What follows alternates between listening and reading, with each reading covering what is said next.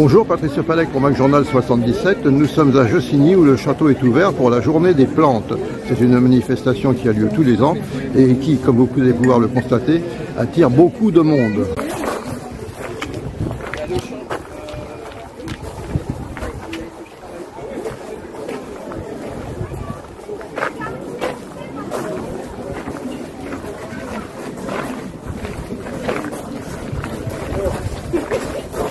Bonjour. Oh, comme c'est joli, qu'est-ce que c'est? Oh, j'ai aucune idée. Bon, bon. C'est son nom, mais c'est joli. Oui, voilà.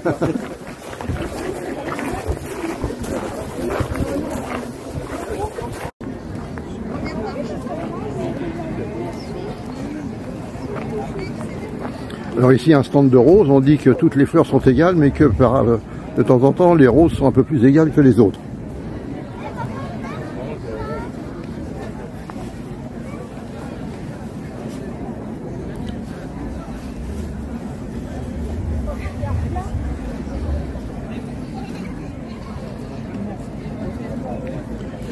Alors monsieur, est-ce que la rose est la reine des fleurs? Bonjour monsieur. Bonjour monsieur. Bonjour, bien sûr, c'est la reine des fleurs depuis la nuit des temps. Depuis la nuit des temps? Oui. Parce que vous dites ça parce que vous produisez des roses, mais qui Tout à fait. Non. Alors, dites-moi que vos rosiers sont greffés sur Rosa canina. C'est quoi Rosa canina? Le Rosa canina, c'est l'églantier qu'on trouve dans la nature. Ah, donc c'est un rosier sauvage, si on peut dire. Un rosier sauvage qui est adapté à la terre de la France. Ah. Et parfois au terrain difficile. D'accord. Donc en greffant sur ce rosier, on arrive à cultiver n'importe quel rosier, même dans les terres difficiles. Même dans les terres difficiles. Bon, il faudra que j'essaye parce que moi, j'ai pas eu tellement de chance. Quand j'aurai fini mon travail, je vais venir vous voir pour prendre des rosiers greffés sur Rosa canina. Très bien. Merci monsieur, bon après-midi.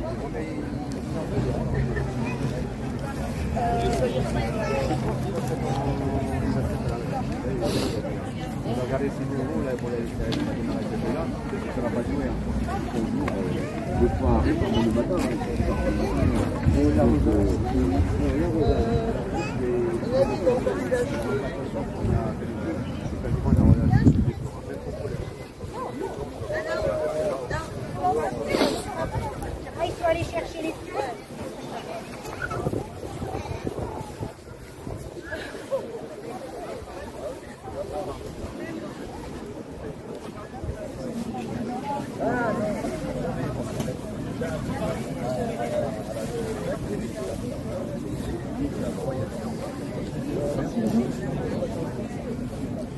Alors, nous avons ici notre spécialité locale puisqu'il s'agit de l'Aspergillus, donc qui doit être produit localement.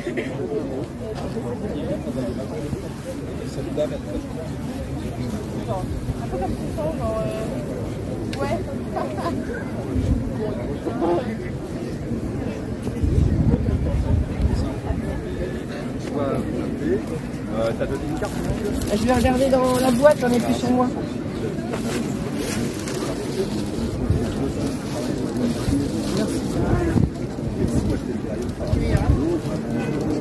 Qu'est-ce que vous venez d'acheter, monsieur, alors? C'est quoi? C'est Aster le nom? Aster. C'est un Aspergillus, c'est ça?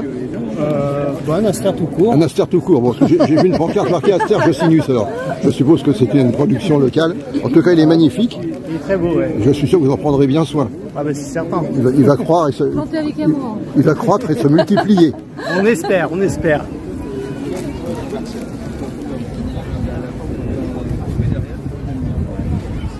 Bien évidemment, quand on travaille dans son jardin avec le soleil, il est absolument indispensable de porter un chapeau, et vous en avez là de magnifiques en feutre, mais pour aujourd'hui c'est plutôt le chapeau de paille qui sera indispensable.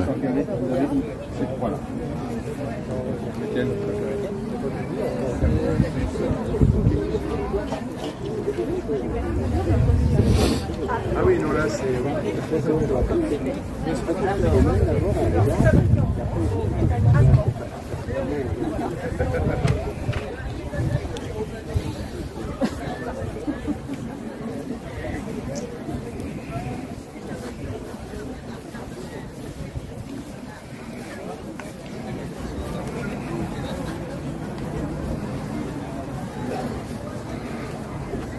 Excuse-moi.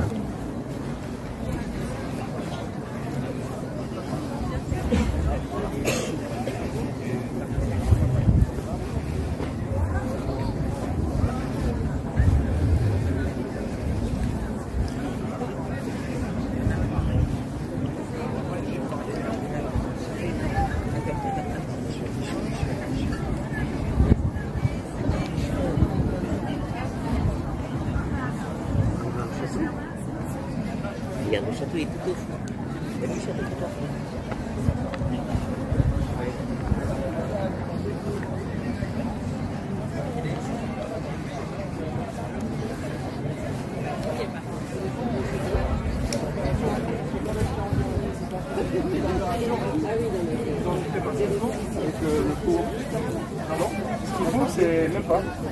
C'est avoir en fait un racine suffisamment profond. C'est vrai, moi j'aime bien. Ça dépend des vignes. Il ne faut jamais que les racines sèchent sur le bout. Ce qu'on fait, c'est qu'on maintient en fond 2-3 cm en routine si on a l'occasion de surveiller la plante de temps en temps. Si on doit s'absenter pour une période plus ou moins longue, typiquement les congés d'été, eh ben on peut baigner le pot dans un seau pour vous faire grimper le niveau d'eau à 2-3 cm au-dessus de la surface du sol. Il n'y a pas de risque d'asphyxier des racines ou quoi que ce soit. Il ne faut pas que ça dure 6 mois pour ça va pas couler. Mais sur un mois, vous la laissez dans un seau avec de la flotte, et vous partez en vacances et quand vous revenez, normalement, la plante elle a encore ce qu'il faut. Vous voyez que les températures ont beaucoup baissé. Bon, alors vous êtes un cultivateur passionné depuis 25 ans. Donc vous êtes Damien Jouan, c'est ça? Damien Jouan, c'est voilà. ça. Et vous vous êtes spécialisé dans quelque chose qu'on ne trouve pas partout, donc qu'est-ce qu'il y a devant vous là? C'est ça exactement, donc ça fait plus de 25 ans que je suis passionné par les plantes carnivores. C'est une passion que j'ai développée durant mon enfance en fait. Je suis tombé amoureux d'une plante au détour d'un rayon dans une jardinerie et à la suite de ça, je me suis passionné, j'ai agrandi ma collection d'année en année, j'ai fait de très belles rencontres qui m'ont permis de gagner en connaissances, en compétences, voilà. Donc maintenant je suis installé dans le sud Seine-et-Marne, à proximité de Fontainebleau, à Morez-sur-Loing. Ah ouais. Et je les cultive, je les présente comme ça sur des stands au cours de... Alors quels sont là on a quand même une grande variété de la même plante là. Oui, alors on a trois types de pièges, on va dire. Alors on a celui qui est juste devant moi, les Sarracenia, donc on surnomme aussi les plantes trompettes, qui font des feuilles en forme de cornets, de tubes, qui sont enroulées sur elles-mêmes avec un petit capuchon en haut et qui va produire un nectar pour attirer les insectes. Les insectes justement vont venir consommer cette substance et vont venir se poser juste à l'entrée du piège. Et on a un revêtement qui est très glissant, qui va faire que l'insecte va tomber à l'intérieur, il ne va plus pouvoir ressortir parce que c'est très étroit, et il va rester à l'intérieur, mourir d'épuisement, et ensuite on a des enzymes, des sucs digestifs, qui vont être produits par la feuille et qui vont permettre de dégrader l'insecte. Et la substance nutritive qui va en résulter va être assimilée par la plante et ça va l'aider en fait à pousser mieux, tout simplement. D'accord. Et alors, est-ce que ça demande des soins particuliers? Faut être un grand spécialiste ou est-ce qu'un néophyte peut prendre une plante carnivore et la mettre chez lui? Eh ben, c'est une excellente question et on est justement là pour apporter des éléments à ce sujet. Tout le monde peut débuter la culture des plantes carnivores. C'est très facile. Ce qu'il faut retenir, c'est que ces plantes adorent le soleil et adorent l'eau. Donc on les met par exemple avec une exposition ensoleillée le matin ou l'après-midi, idéalement les deux si on a la chance d'avoir une exposition au sud. Et on place le pot dans une soucoupe ou un récipient comme on peut voir ici, dans lequel on va maintenir un fond d'eau, alors 2-3 cm en routine, mais on peut faire grimper le niveau d'eau jusqu'au feuillage pendant quelques semaines si on doit s'absenter par exemple en été pour les vacances. D'accord, donc ça c'est un avantage, pas besoin de demander aux voisins de venir arroser les plantes. Tout à fait. On complète en fait dans la soucoupe ou dans le récipient, il n'y a pas besoin d'arroser directement sur la terre par le haut. D'accord. Et ça présente aucun danger, par exemple si un bébé ou un petit garçon ou un petit enfant qui met ses doigts dedans, il n'y a aucun problème.